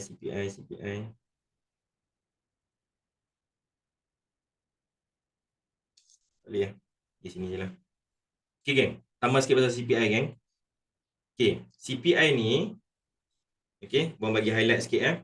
If 2% dan ke bawah, okay, below 2%, okay. Maksudnya, inflasi itu diperlukan. Korang kena faham. Bawa tambah sikit ya, sebab ni penting. Bawa terlupa. Bila below 2%, anda katalah sewaktu itu 1.2% ataupun 1.5%, okay? Katalah data waktu itu adalah 1.5%. So, bila kita baca data itu, katalah actual data keluar 1.7. Then yes, USD menguat. Bagus untuk USD. Okay, sangat-sangat bagus untuk USD. Sebab apa kita nak faham? Apabila adanya inflasi, maka ekonomi di dalam negara rancak. Okay, maksudnya aktiviti jual beli berjalan. Okay, so maksudnya ekonomi rancak lah. Itu apabila benda itu di bawah paras 2%. Apabila dia above 2%, lebih daripada 2%, ini adalah inflasi yang tidak sihat. Dan dia boleh membawa kepada kemelesetan ekonomi. Dia kena ikut economic trend tu, kawan. Yang mana satu? Apa ni, Rashmi? Yang CPI ni ke apa? Sebenarnya betul. Sebenarnya yang kita sembang-sembang ni, semua yang kita sembang ni, dia merujuk kepada benda ni sebenarnya. Benda yang dua bukit ni. Okay, dua bukit ni. Dia merujuk kepada ni lah. Ingat kan? Benda ni penting tau. Sebab apa? Cara baca data itu berbeza apabila dia tengah bawah 2% dan atas 2%. Cara kita predict data ataupun kita menilai data itu berbeza, tak sama. Sebab sentimen dia berbeza. Okay, sentimen berbeza. Okay, nanti bawa akan pergi dekat last kali. Ingatkan Bawan je. Bawan, kalau Bawan terlupa, korang ingatkan Bawan kata nak cerita pasal CPI mendalam dengan FOMC, Monetary Policy. So, korang ingatkan Bawan. Okay, korang ingat Bawan kalau Bawan tertinggal. Ini penting kan? So, apa? Below 2%, cara kita nak predict data ataupun kita nak predict monetary policy yang dibuat oleh The Fed berbeza. Atas 2% berbeza. Dia tak sama. Sebab tu market behavior berbeza-beza. Dia tak boleh sama sepanjang 10 tahun sama je. Tak. Dia tak, geng. Dia bukan macam tu. Okay? Berbeza-beza. Okay? Alright. So, consumer confidence tadi kita dah baca. Macam Bawan cakap tadi. If inflasi tengah okey lah. Maksudnya rancak berbelanja bagus lah. The high reading is good lah. Tetapi apabila terlampau tinggi, inflasi tengah macam sekarang dekat US, kalau core inflation adalah 4.3%. Okay? Core inflation 4.3%. And then kalau headline 3.7%. Okay? So this is not healthy punya inflation lah. Sangat-sangat tidak healthy. Right? So apabila consumer confidence sangat yakin, maksudnya keyakinan pengguna untuk berbelanja sangat tinggi, dia contribute kepada inflation juga. Nampak tak? Bila kita tengok semua data-data ini, nak tak nak dia akan ada kaitan dengan inflasi. Nak tak nak ada kaitan. Okay, nak tak nak PMI ada kaitan. Nak tak nak consumer confidence ada kaitan. That's why kita gelarkan ini adalah leading data. Okay, bila kita faham leading data, benda-benda macam ni kita boleh predict. Alright, so ada satu leading data, PPI, Producer Price Index. Okay, ini adalah harga purata yang dibayar kepada pengeluar. Producer. Yes lah. Harga purata yang dibayar kepada pengeluar. Sometimes dia bagi efek yang sangat tinggi, sometimes tidak. Bergantung kepada apa yang the Fed cakap. Kalau the Fed cakap data dependent, maka data sangat PMI, consumer confidence ni semua jadi penting. Okay, bila dia cakap data dependent macam sekarang lah, data dependent maksudnya monetary policy the Fed, dia bercakap dia akan bergantung kepada data-data. So bila data dependent, second tier punya economic data pun sangat penting. Okay, so PPI, settle leading data. Kemudian last kali kita ada coincident data. Ingat guys, Born tak boleh pergi habis. Born pergi surface, dan next time kita akan pergi detail lagi. Alright. Kemudian, okay, coincident data. Kita ada retail sales. Retail sales ini adalah hasil jualan lah, senang cerita. Bahasa mudah dia hasil jualan. Ataupun dia cakap receipt yang retail lah, senang cerita, benda yang telah terjual. Okay. So, cuba korang komen. Kalau consumer confidence Michigan, dia punya bacaan adalah tinggi, agak-agak retail sales akan turun atau naik? Cuba korang komen.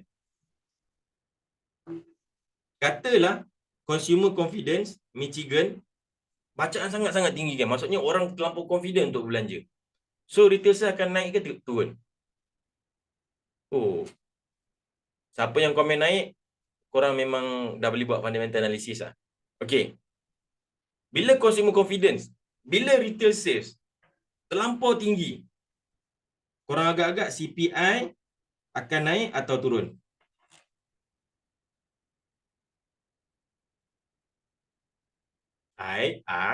Asal turun?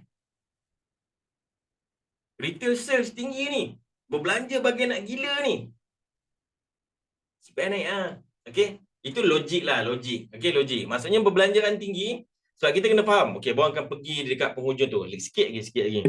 Okay. So, naik sebenarnya. Rancak berbelanja. Retail sales. Retail sales ni benda yang dah belanja. So, rancak lah. Okay, rancak. Lambatkan duit dalam pasaran. Yes, betul, Rasmi. Depot, sorry. Alright, and then kita ada consider data adalah GDP. Okay, GDP growth ataupun gross domestic product. GDP, tulislah gross domestic product. Okay, ataupun bahasa Melayunya, guys, tolong mic apa guys? KDNK. Keluaran dalam negara kasar. Allah Akbar. CPI naik, retail naik, betul, Alik Rosli. Okay, so GDP adalah keluaran dalam negara kasar. Macam itulah. Okay, gross domestic product. So ini sangat penting. Kalau lah contoh kan, contoh PMI bagus, consumer, masuk kita tolak tepi CPI lah, okay? Consumer confidence bagus, PPI bagus, apa lagi? And then apa? Trade balance tak boleh. And lepas tu average hourly earning bagus. Lepas tu peluang pekerjaan bagus, kadar pengangguran kurang. Okay? So automatic kita boleh predict GDP growth ini tinggi. Nampak tak? Macam mana kita relatekan data-data tersebut. Okay? GDP ni sangat penting kan. GDP ni sebenarnya untuk kita tak berapa penting lah untuk forex trader. Okay? Dia tak ada significant impact. Hari tu ada 2.4%, lepas tu menggila USD kuat. Tetapi sebenarnya GDP kurang diberikan perhatian. Okay, sebenarnya. Tetapi sebenarnya dia penting tak? Dia penting. Sebab apa? Melalui GDP lah kita tahu negara itu tengah bagus atau tidak. Dan korang ingatkan juga Bawan, untuk share dengan korang, macam mana kita nak tengok top 10 GDP sekarang siapa? Nombor 2 atau nombor 3 adalah Indonesia, geng. Okey, nombor 2 atau nombor 3 adalah Indonesia. Kita pun tinggi juga, tapi kita nombor berapa Buan check itu? Tadi Buan check sebenarnya tadi. Okey, nanti korang ingatkan Buan juga untuk macam mana nak check benda tu supaya kita ambil cakna ataupun ambil tahu tentang negara kita sikit. Okey. Alright. And then gross domestic product adalah keluaran dalam negara kasar. Okey, dan yang terakhir questionnaire data adalah personal consumption. Ini ramai orang tak ambil peduli juga ni. Padahal ni high impact ni. Expenditure. Okey. Kalau tukar dalam bahasa Melayunya expenditure. Okey. Tukar bahasa Melayunya adalah apa bahasa Melayu kan? Perbelanjaan personal lah. Okey, perbelanjaan personal lah. Okey, ini pun mengukur kepada inflasi juga. So kita panggil ni dalam short form dia PCE. Right? So, ini adalah baru 9 news yang Bang explain kat korang. So ada final dia adalah FOMC. Okay. So hari ni Bang bagi korang pengenalan dulu. Kita ada PCE, kita ada GDP, kita ada retail sales, kita ada PPI, kita ada consumer confidence, kita ada PMI. Lepas tu PMI pula ada 2, ISM dengan SMP. Okay. Lepas tu kita dah belajar apa dia? CPI. And then kita tengok apa lagi? Belajar supply and demand basic tadi. And then kita dah tengok NFP, unemployment, average hourly earning, trade balance, trade surplus, trade deficit. Apa lagi? Dah macam-macam kita tengok. Okay. 9 economic indicator yang penting. Okay. 10 actually kita dah explain 10. So FOMC adalah yang ke-11. Okay. So apa fungsi kita kena faham? Okay.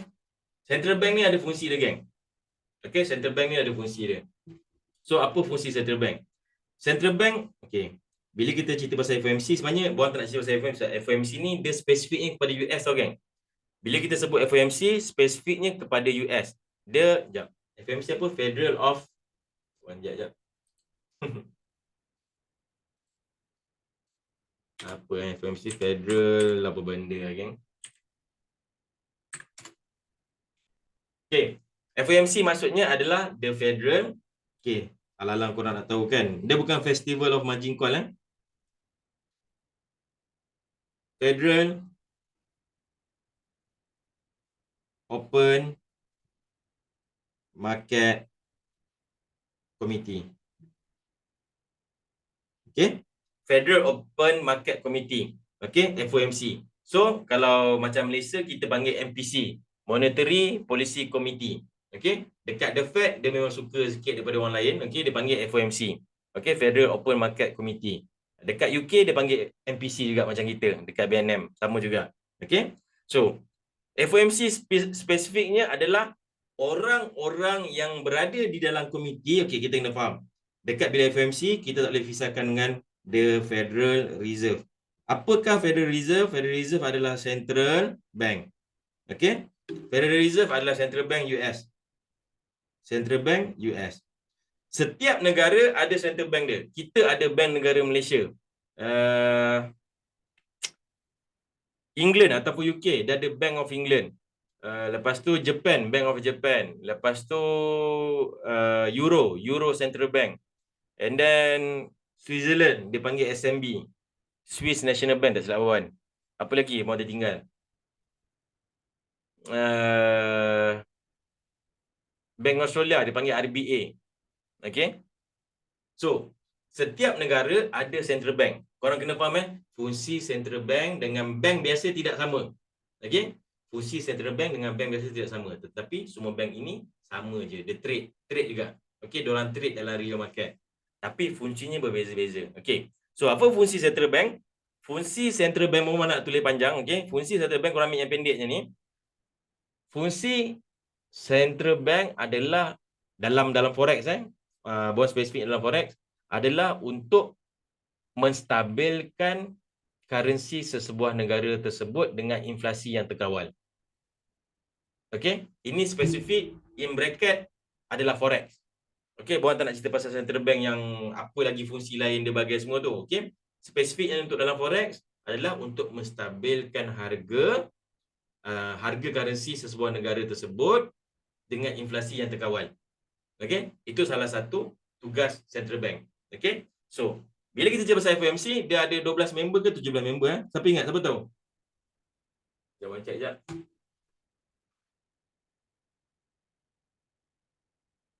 How many members on the FOMC? Okay. So, FOMC ada 12 orang.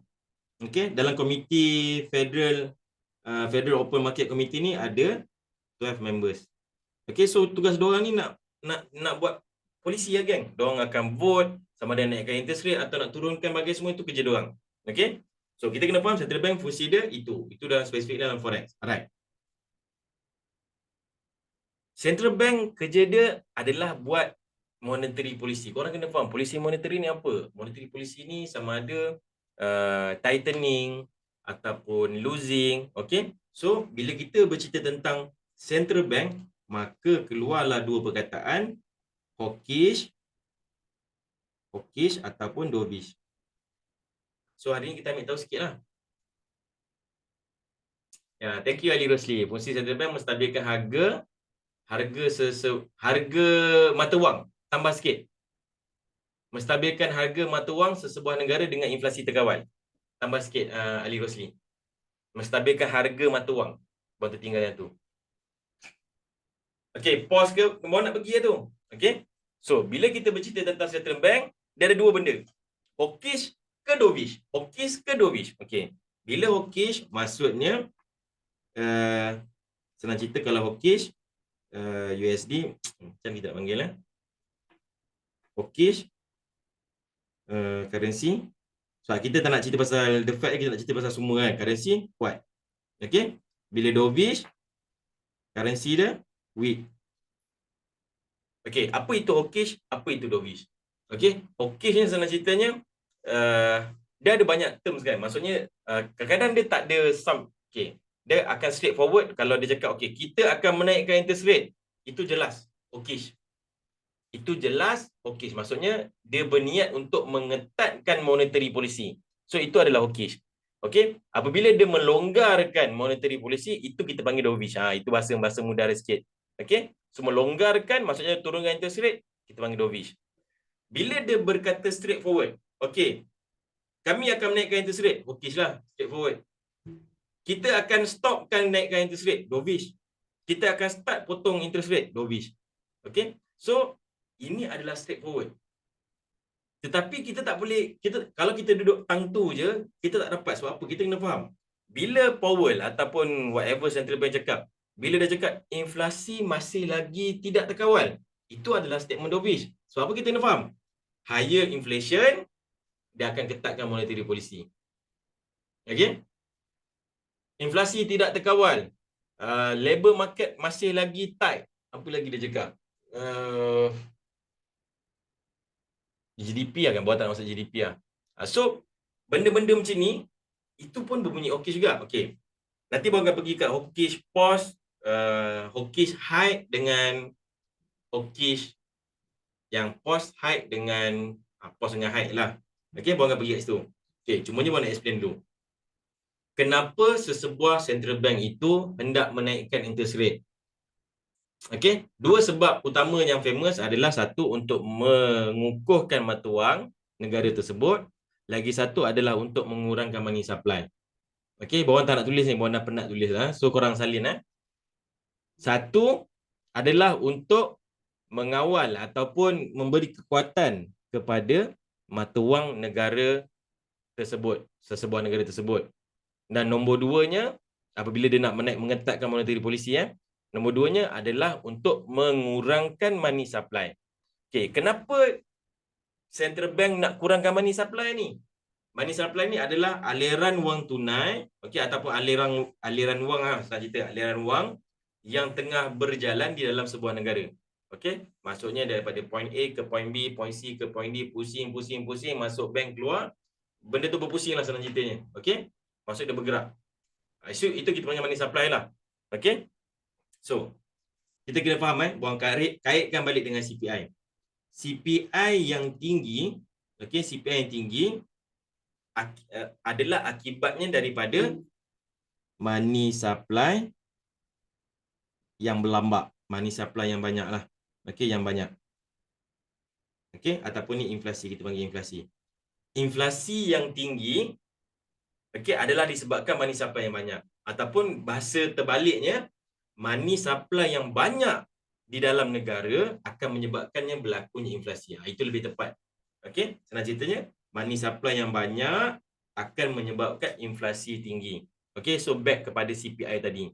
Okey, macam mana diorang nak mengawal money supply ini? Okey, katalah sekarang dah terlajak perahu, dah tak boleh nak buat apa dah, inflasi dah sampai, itu UK gila kan, UK sampai 9-11%. Dia gila-gila itu UK. Okey, sekarang ni dah turun sampai 6%, kira okey lah. Okey, ngeri kan? Korang kena faham tau, bila inflasi ni katalah inflasi naik sampai 11%, maksudnya living cost korang setiap bulan meningkat sebanyak 11%. Korang kena faham tu. Okey, so maksudnya kalau gaji korang kekal sama, maka korang tak boleh tanggung inflasi tu. Okey, sebab tu kadang-kadang ada menteri, kan bawang kena tangkap pula dengan IC kan. Ada menteri bangang cakap, okay, kadang naikkanlah gaji supaya dapat cover inflasi. Betul, bukan tak betul, betul. Tetapi apabila meningkatkan gaji juga, benda itu menyumbang kepada inflasi. Kadang-kadang nak tengok ahli politik ni kita geram kan, serius. Kan kita geram. Tapi yes, one of the solution bagaimana untuk tidak mengsengsarakan rakyat adalah dengan menaikkan gaji supaya benda itu boleh sama dengan living cost yang meningkat, inflasi yang meningkat itu. Okey, tetapi bodohnya kadang-kadang menteri ini sebab apa? Naikkan gaji juga dia menyumbang kepada money supply. Money supply yang banyak menyumbang kepada inflasi. And then dia punya cerita tu berpusing tak habis lah, sama je lah. Maksudnya pusing roundabout. Pusing sampai sudah inflasi lalas ke melesetkan ekonomi. Alright. Satu, bila korang belajar pasal benda ni, kita tak boleh kena kencing dengan menteri sangat. Okey, menteri ke baik pembangkang ataupun baik kerajaan lah, dua-dua lah ini kalau dengar ni panas. Alright. So, CPI, inflasi, okey, kita dah faham. Money supply yang banyak menyebabkan inflasi tidak terkawal. Okey, inflasi tidak terkawal adalah harga barang yang mahal. Okey, so macam mana kita nak turunkan harga barang? Macam mana kita nak kawal balik inflasi?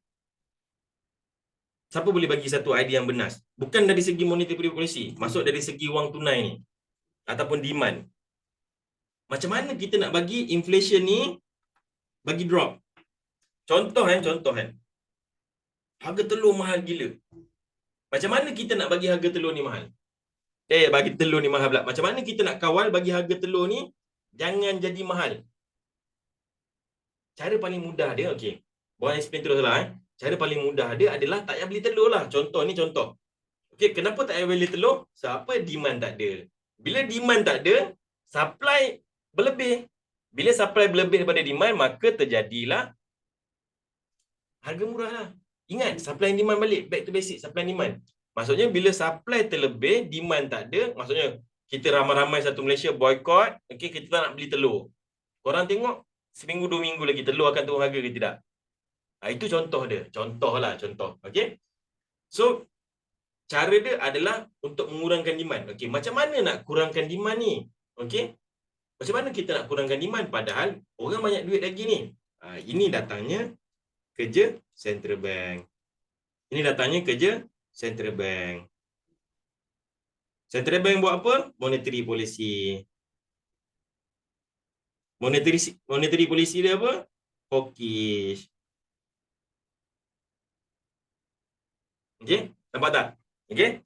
So, macam mana buang kait ikan daripada money supply tadi, macam mana kita nak kurangkan demand? Maksudnya senang ceritanya, okey, bahasa mudah atau bahasa kasarnya, bank nak bagi korang tak ada duit.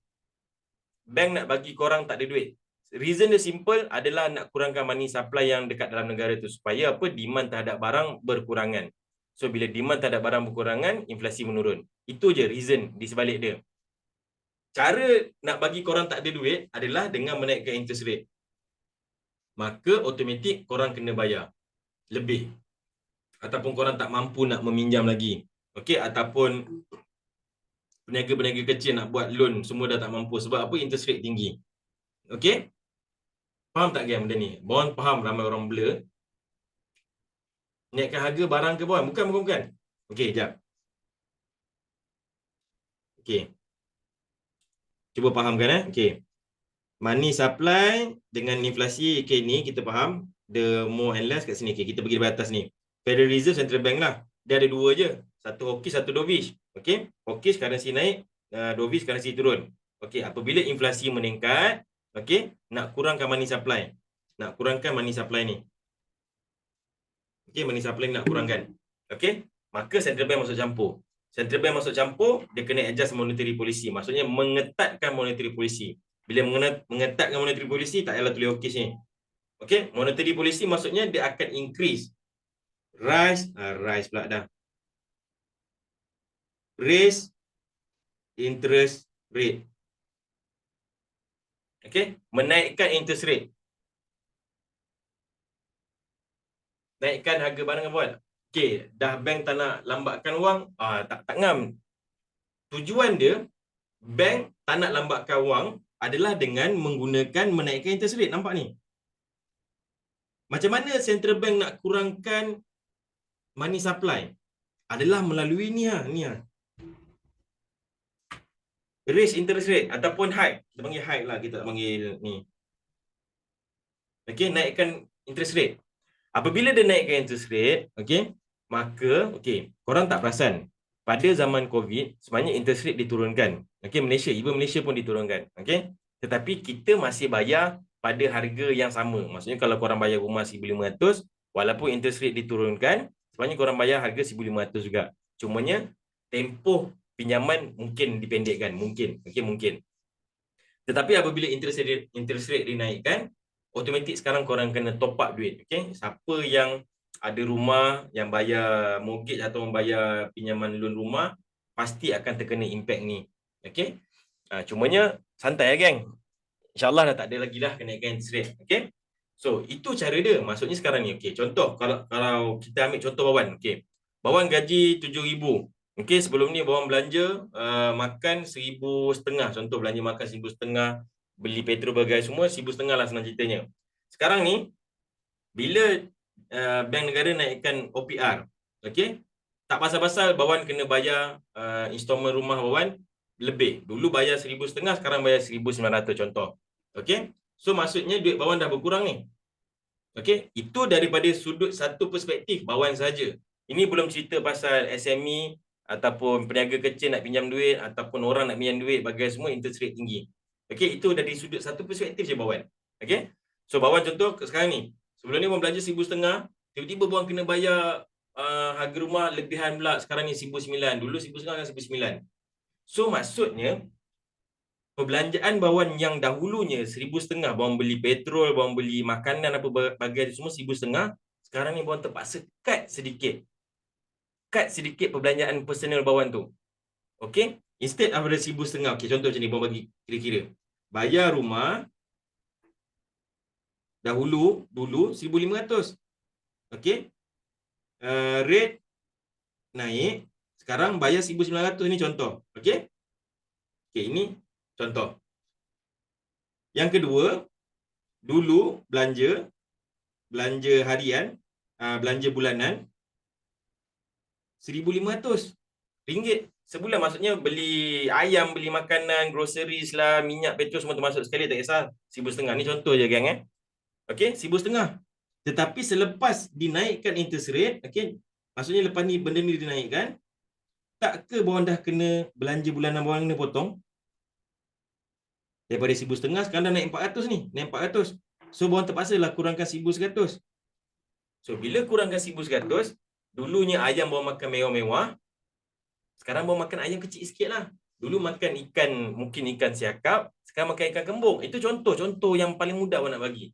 Okey, maksudnya kita terpaksa kontrol kita punya perbelanjaan. Buying power kita rendah. Itu tujuan dia, salah satu tujuan menaikkan interest rate untuk mengurangkan money supply. Dan apabila ini terjadi kepada Bawan, contoh ini terjadi kepada Bawan, dan maka ini terjadi juga kepada seluruh rakyat dekat dunia ni. Okey? Maka demand apa dia? Demand dah start kurang. Bila demand dah kurang, harga ataupun harga supply. Okey, harga barang lah, harga supply yang dahulunya tinggi, bila demand dah tak ada, dia terpaksa ikut demand lah. Turun juga. Kalau tidak, siapa nak beli barang dia? Dah ada seorang dia jual ikan kembung RM5, orang lain semua jual RM2. Contoh. Pergerakan duit ke bank, kita kena pulangkan duit ke bank, IR naik, kita kena bayar lebih, and kurangkan pengeluaran duit melalui loan. Yes, itu pun indirectly satu cara nak interpret dengan bahasa yang susah lah. Bawang bagi tadi tu bahasa yang sangat-sangat mudah supaya untuk orang faham. Bajet bulanan jadi tinggi. Yes, betul. Ali Rosli betul. Okay. So bawang bagi dah simple calculation. Maksudnya sekarang duit aku dah kena lebih ni. Aku dah tak boleh dah nak belanja macam dulu. Bawang terpaksa cut belanja bulanan. So apa? Loan rumah, loan kereta, loan benda-benda segala loan ni tak boleh kurang. Malah naik lagi ada geng. So apa yang kita buat? Kita kena potong pembelanjaan kita sendiri. So apabila potong pembelanjaan sendiri, maka demand kita kurang lah. Bila demand kurang, harga supply kurang. Okay. So maka central bank punya kerja nak mengawal money supply tadi berjaya. Okay. Sebab tu bila kita tengok, okay, contoh the Fed CPI berapa persen sampai berapa persen yang mau lupa kan? Serius. Apa lupa, kita tengok je lah kan. Ni benda-benda ni takkanlah nak ingat semua benda kan. 13 hari bulan last week.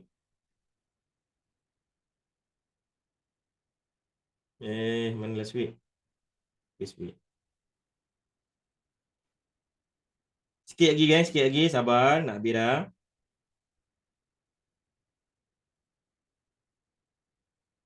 Okay. Buat nak tunjuk korang effectiveness-nya. Bagaimana menaikkan interest rate boleh menurunkan inflasi. Okay, so kita kena buka lah inflasi ni.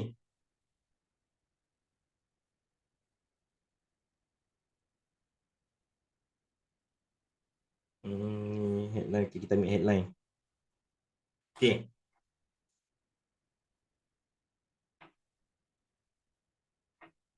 Okay. Ni korang tengok ni. Ngeri geng, 9% kan? 9.1%. Paling tinggi. So, bila dia naikkan interest rate, maka usaha dia untuk mengawal inflasi, ini consider sukses lah ni, kau tanya Puan, sukses. Yang ini naik disebabkan harga minyak. Terima kasih Puan, Ajar fundamental dapat masa sikit, saya keluar dulu nak tidur. Beres. Alright. So, ini the ultimate dia. Okay, Puan tunjuk. Kenapa sangat penting untuk kita tahu monetary policy? Okay, korang tengok betul-betul ni geng. Okay, ini penting. Ini key point yang penghujung dia Puan nak hadiahkan kepada korang. Okay, sebab apa? Sekejap.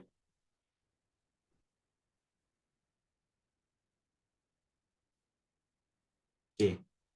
Korang tengok ni Ini hadiah dia. Bila kita dah faham segala benda tu, the ultimate news adalah FOMC. Kenapa Puan cakap contoh? Kalau kita dapat detect, contoh kalau kita dapat tahu bila the Fed nak cut interest rate, and then ataupun bukan kita tahulah, biar dia cut dulu. Biar dia cut dulu, maksudnya ataupun dia dah kata dah, maksudnya confirm ini adalah kenaikan terakhir. Maksudnya kita akan nampak USD akan long term bearish. Okey. Contoh dia Puan akan tunjuk sekarang. Contoh kalau kita tengok mana Thursday, sekejap. Allah Akbar.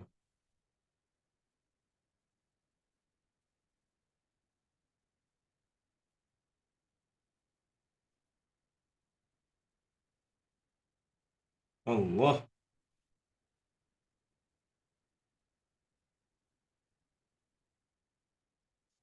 Dia pakai tab ni banyak sangat dia punya advertisement ni. Kalau pakai Puan punya PC dia, tapi this week dah ada ad blocker.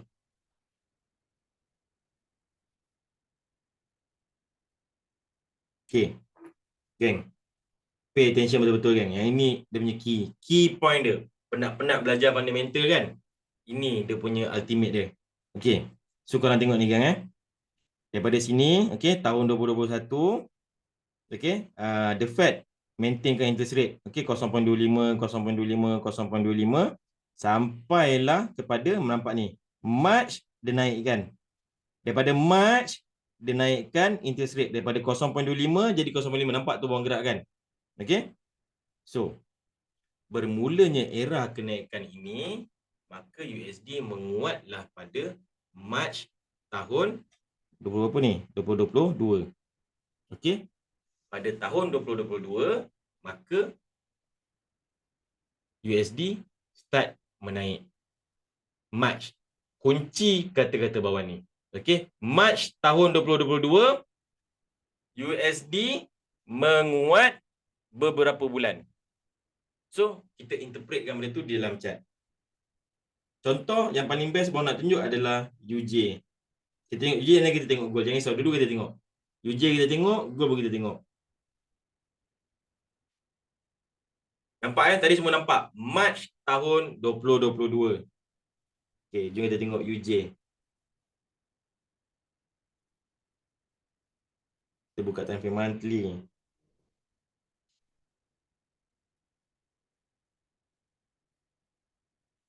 Ui, jaga-jaga kan intervention ni kan.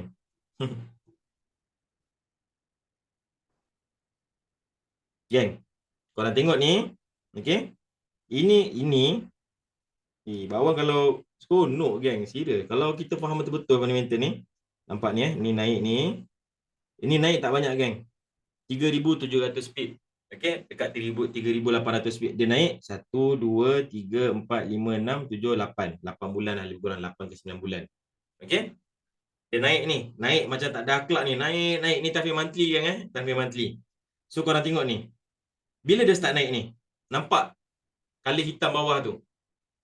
Okey, March 2022 start naik. Okey, naik. Ini penting fundamental, sebab tu orang cakap fundamental dia akan memacu harga untuk jangka masa panjang yang lama. Jangka masa panjang lama pula. Untuk jangka masa panjang. Okey? Faham tak? Okey, itu USD JPY. Jom kita tengok gold pula. Jadi kita ambil monthly juga. Okey? So, USD menguat. Gold akan jadi apa geng? Kalau USD menguat, gold akan turun atau naik? Cuba komen.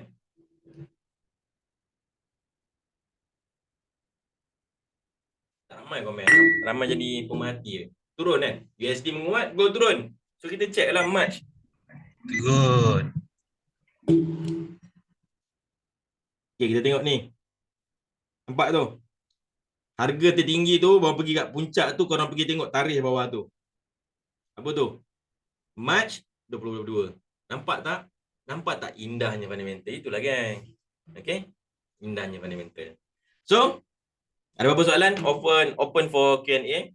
So, hari ni macam orang cakap, abang pergi surface dahulu. Okay, abang nak korang kenal je. Apa nama.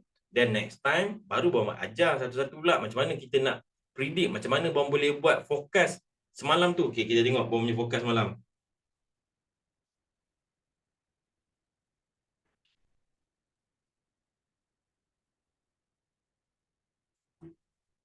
Korang ingat bawa nak buat ni, korang ingat bawa main, nak buat karangan bukan main pendek macam ni geng. Ni FMC Go Watching Zoom kan. Karangan pendek je geng. Tapi nak bacaan dia, panjang juga ni. Okay. Bawa baca balik. FOMC pada bulan ini, kalau kita merujuk histogram di atas, ini adalah probability. Korang kalau korang nak, korang komen, mau boleh bagi je. Okay. Ini CME Fed Watch Tool. Ini adalah salah satu tools yang bawang gunakan. Macam mana bawang nak predict kemungkinan ataupun kebarangkalian the Fed nak naikkan interest rate atau tidak. Itu satu.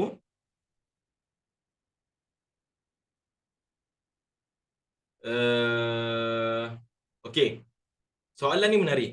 Rasmi. Lagi bawang jawab. Abang jawab sekarang ni lah. Even soalan ini juga yang bawang lontarkan kepada analis FX Street. Okay, sini analis FX Street bawang tanya dia. Tengah hari tadi, petang tadi, bawang tengah live. Bawang live dengan kat training live. So, bawang tanya. Depan orang bawang tanya. So, orang pun terus jawab. Okay, ini soalan yang menarik sebenarnya ni. Okay.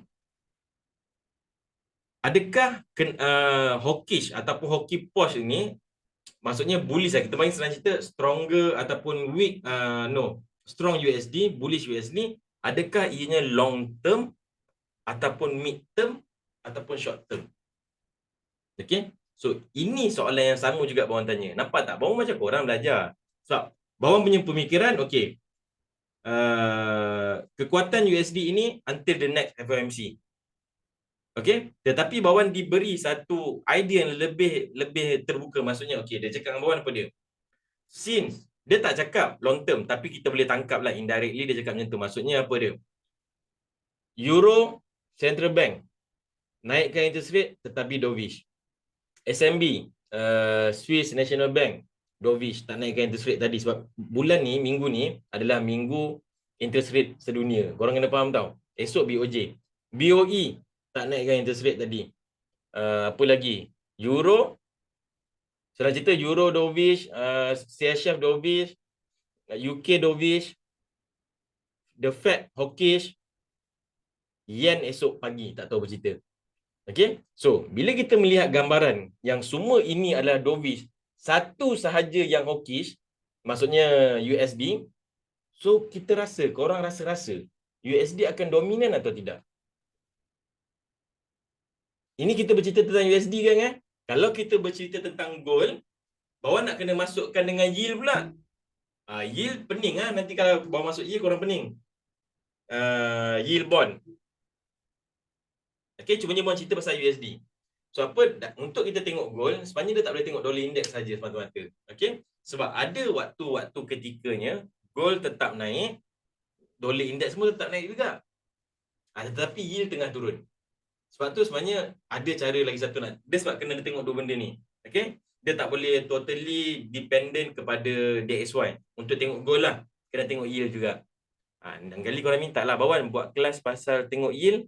Next time korang minta pula Bawan buat kelas pasal risk off dengan risk on sentiment. Macam tu lah. Okay, tunggu BOJ buat surprise Bawan naik interest rate. Tapi memang Bawan nantikan sangat lah. Tapi semuanya dah artikel dah banyak keluar dah geng pasal kemungkinan era negatif 0.1 tu kan. Cumanya tak tahu bila lah. So kita tunggulah. Cumanya hati-hati dengan intervention esok. Bawan risau ada intervention. Macam Bawan cakap dengan live petang tadi. Exactly the same yang Bawan lalui bulan 10 tahun lepas dengan sekarang ni. Lebih kurang sama je. So hari ni the Fed, esok BOJ. So tengok apa cerita. Alright. So Bawan baca yang sikit balik benda yang ni. Okay, FOMC pada bulan ini kalau kita merujuk pada historical atas, okay, 99 probability kita tahu.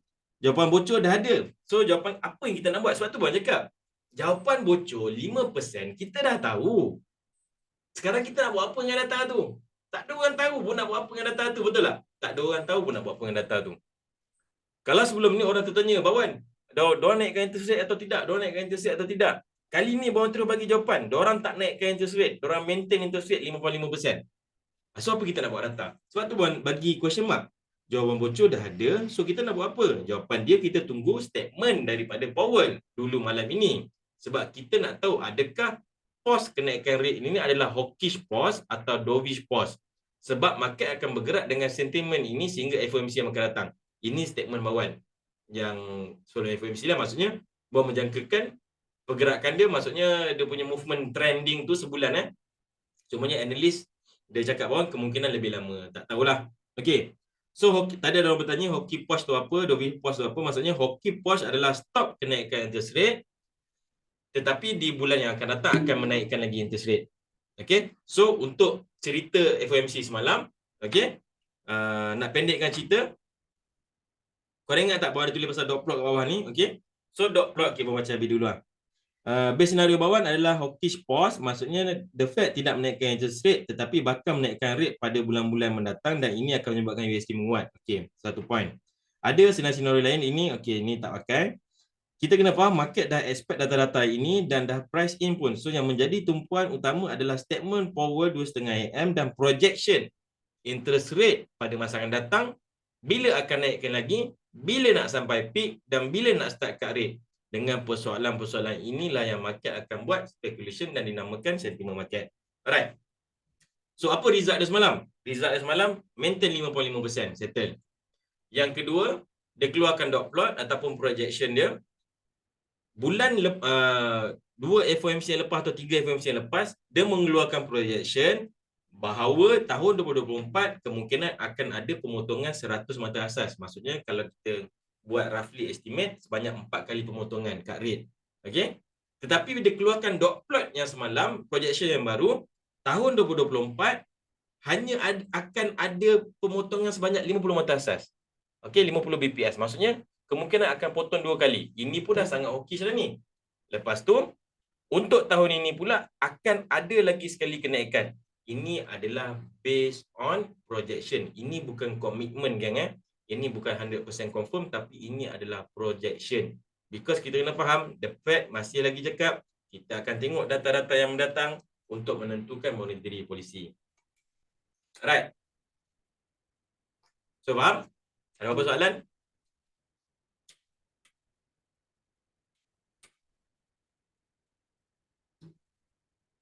Satu best geng. Kalau dapat tahu geng, contoh kan, kalau kita dapat detect interest rate nak start cut ataupun dah sampai, bawang duk tunggu je bila lah the Fed ni nak cakap, okay, this is the final one.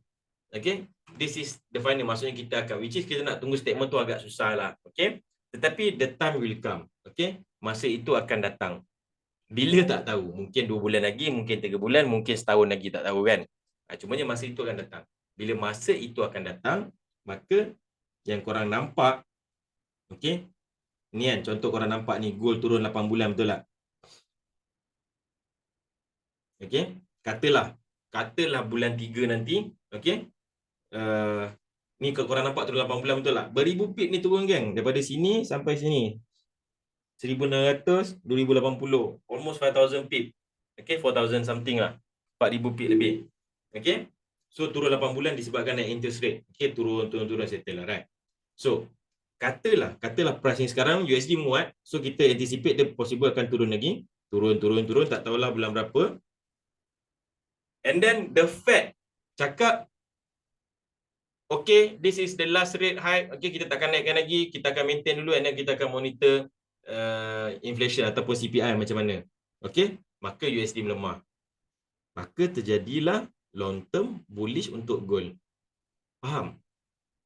Sebab itu, ramai yang menjangkakan tahun 2024, dia akan membuat gold ini akan membuat satu sejarah yang baru. Okay, maksudnya sekarang ni dekat dah buat sejarah lah pun, dia dah buat all time high yang baru lah pun. So, next time maksudnya tahun 2024, possible akan pergi sampai harga 3,000 lah, ada yang macam-macam lah. Okay, 3,000 lah, 2,800 macam-macam harga yang orang bagi. That's why orang boleh buat prediction macam tu. Sebab benda-benda macam ni lah, geng. Okay. Takkanlah dia nak turunkan 8 bulan, maksudnya USD nak menguat dia sampai sini kan. Kakak dia kan. So, at some point, nak tak nak, dia kena start berhentikan, maksudnya dovish pause. Maksudnya berhentikan kenaikan interest rate dan tidak akan menaikkan lagi. So, sewaktu itu kita akan nampak lah USD menguat, USD melemah, gold start panjat, tahu-tahu 8 bulan. So, ada chance gold downtrend, yes. For the timing, yes. For the timing memang gold downtrend. Kalau kita tengok weekly sekalipun kan, weekly ke daily ke, semua downtrend kan. Korang tengok weekly downtrend, korang tengok daily downtrend, itu esoklah kita bincang balik. Okay, semua downtrend. Jelas. Okay, ada apa-apa soalan?